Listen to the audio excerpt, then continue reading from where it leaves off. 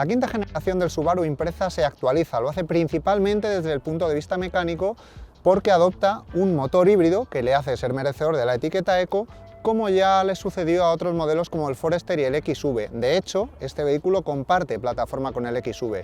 Entre sus rivales pues nos encontramos al batallón de coches compactos de marcas generalistas que existe, Volkswagen Golf, Ford Focus, etcétera, etcétera, pero sobre todo uno que también es japonés y también es híbrido. Obviamente es el Toyota Corolla. Esta puesta a día del Subaru Impreza también estrena una serie de cambios estéticos. Son sutiles, pero ayudan a que el vehículo tenga una imagen un poquito más actual.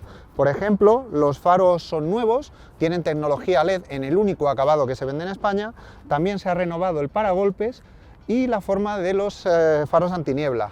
Si avanzamos hacia la parte lateral, nos encontramos con uno de los puntos que más me han llamado la atención, que son unas llantas de 17 pulgadas en color gris antracita. No es habitual que de serie un vehículo traiga este color, y luego algunos detalles pues, como esta inscripción e-Boxer, que nos hacen ver ya desde fuera que la tecnología que hay debajo del capó del Impreza ha cambiado. La parte trasera de este Impreza Eco Hybrid a mí en cierto modo me recuerda a la del Focus de la generación precedente. No obstante, también tiene algunos elementos que pueden considerarse novedosos, como por ejemplo las ópticas traseras. Si vemos, tiene una forma de C que replica la forma de C que tienen las luces diurnas delante. También encontramos la inscripción All Wheel Drive, que hace referencia al sistema de tracción total habitual de Subaru, y obviamente la inscripción Eco Hybrid, que de nuevo nos recuerda que estamos ante un vehículo híbrido.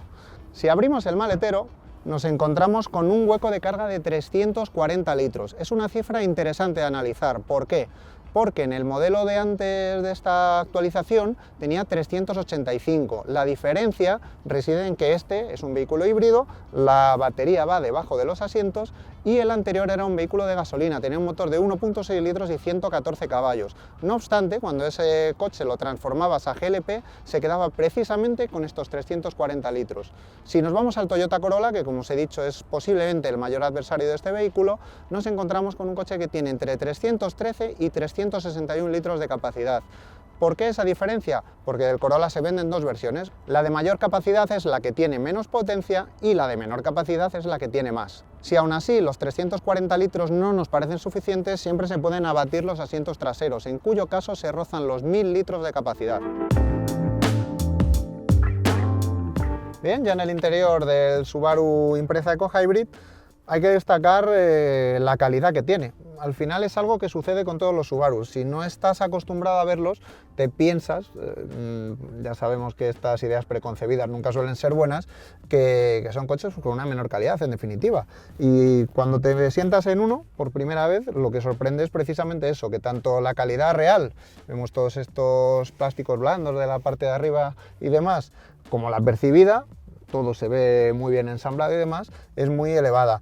Sí que es cierto que en algunos puntos al coche se le nota un poquito de antigüedad, entre comillas. Por ejemplo, el cuadro de mandos no es totalmente digital, tiene los dos típicos relojes a los laterales y en el medio una pantalla chiquitita en la que se muestran las informaciones más importantes.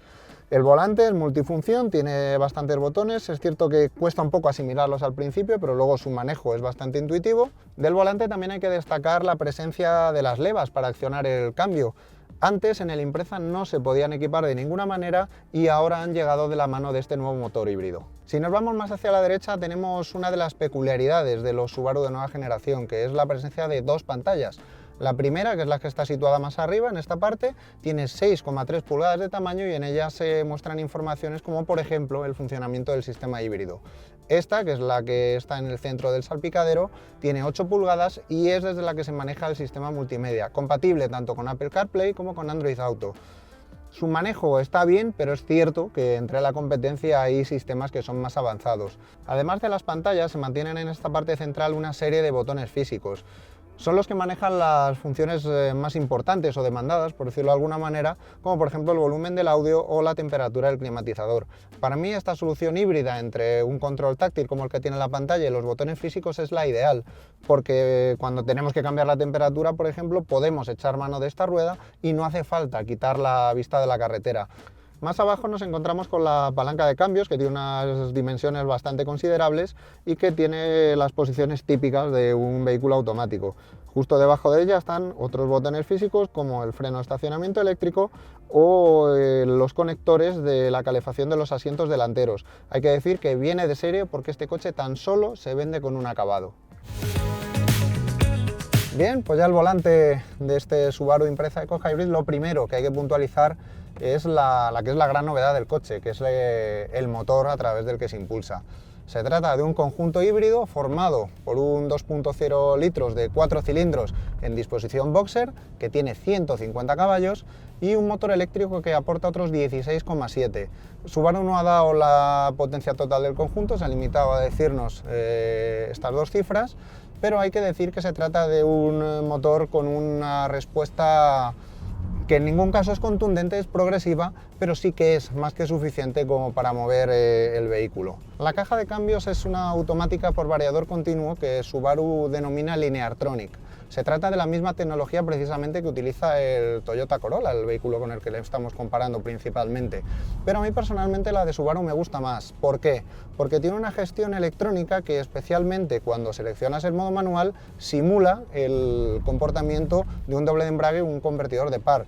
Por eso tienes las levas tras el propio volante y si tú, tanto si subes marcha como si la bajas, el motor simula como que pierde vueltas o que las coge en el caso de las reducciones. Hay que decir que el sistema no es totalmente perfecto, por decirlo de alguna manera, porque cuando tú haces algún movimiento que la electrónica no considera lógico, directamente no te hace caso. Pero sí que es cierto que aumenta el placer de conducción respecto al cambio de Toyota. Insisto, punto de vista totalmente personal. Eso sí, si seleccionamos el modo de conducción automático, se comporta como un variador continuo convencional. La batería que alimenta en la parte eléctrica de este Subaru Impreza tiene una capacidad bastante pequeña, 0,57 kWh. De hecho, tan solo puede recorrer, no llega ni a 2 kilómetros en modo totalmente eléctrico.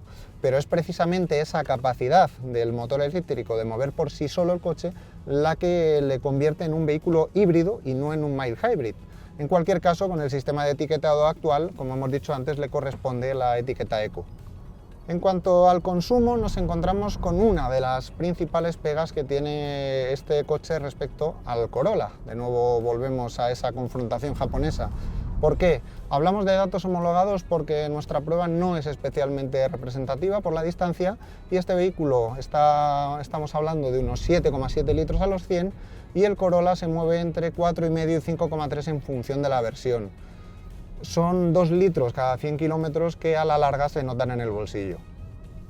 Respecto al comportamiento dinámico del coche, hay que decir que está claramente orientado hacia el confort.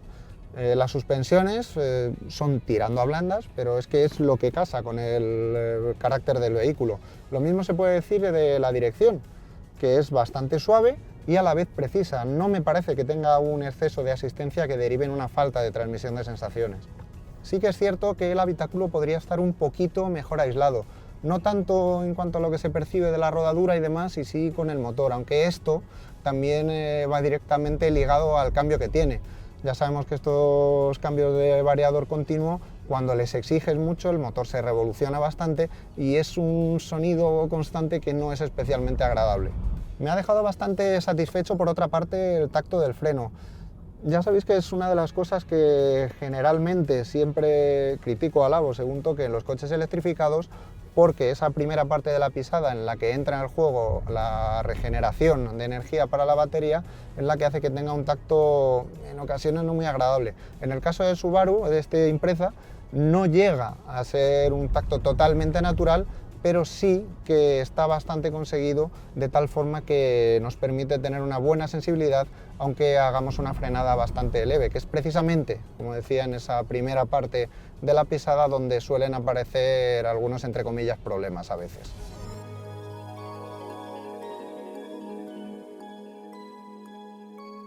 Después de esta primera toma de contacto con el Subaru Impreza Eco Hybrid, os tengo que reconocer que es un coche que a mí me ha gustado bastante. Quizás tenga dos pegas. Una, que es un coche un poco tragoncete, sobre todo si lo comparamos con el Corolla, algo habitual por otra parte cuando se trata de un Subaru, y dos, que es un poco caro, son 33.250 euros lo que vale, 2.000 euros menos si aplicamos las promociones vigentes, pero es que es, nunca mejor dicho, el precio que hay que pagar si queremos acceder a un acabado de base tan completo como es este. Por lo demás, creo que es un coche perfecto tanto para el ámbito urbano como para viajes largos, que es cómodo, que no es ni muy grande ni muy pequeño y que en definitiva, si hay que definirlo con una palabra, es versátil.